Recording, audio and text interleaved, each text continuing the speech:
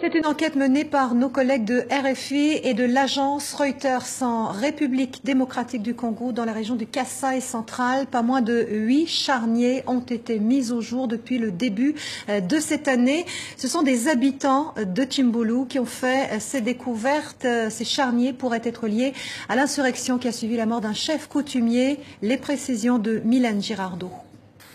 C'est au milieu des herbes hautes, en contrebas de la route, que les villageois ont découvert ce nouveau charnier, attirés par les mouches et l'odeur. Le matin, les gens qui partaient au champ s'appuyaient déjà.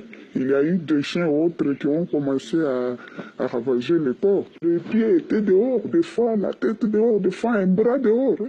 Les habitants parlent de corps d'hommes, mais aussi de femmes et d'enfants. Les témoignages affirment aussi avoir vu stationner dans la nuit du 12 au 13 février et pendant plus de 2 heures un camion militaire à l'endroit où ont été découverts deux fosses communes. Pour ces habitants, il n'y a pas de doute, ce sont les miliciens de Kamwina Nsapu qui ont été enterrés dans ces fosses communes.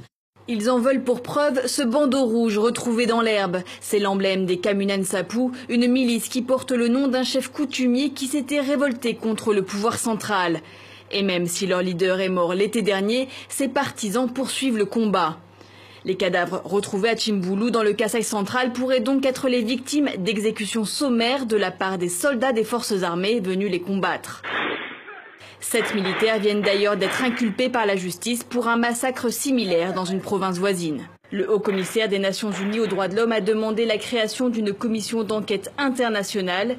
Le gouvernement congolais espère, lui, que l'accord signé avec les Kamwina Nsapu la semaine dernière mettra fin aux violences qui ont déjà fait plusieurs centaines de morts.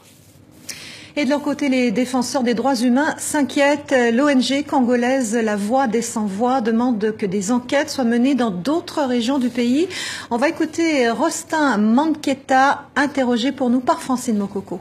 Ces massacres qu'il y a eu dans ces territoires et ailleurs nous préoccupent au plus haut niveau.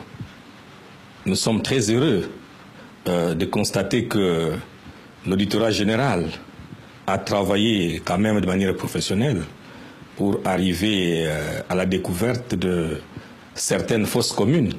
Parce que nous avons des informations très précises et claires faisant état des massacres qui ont eu lieu dans d'autres territoires dont on ne parle pas aujourd'hui. C'est le cas des territoires de Kabeya Kamwanga et des territoires de Miabi dans la province du Kasaï oriental.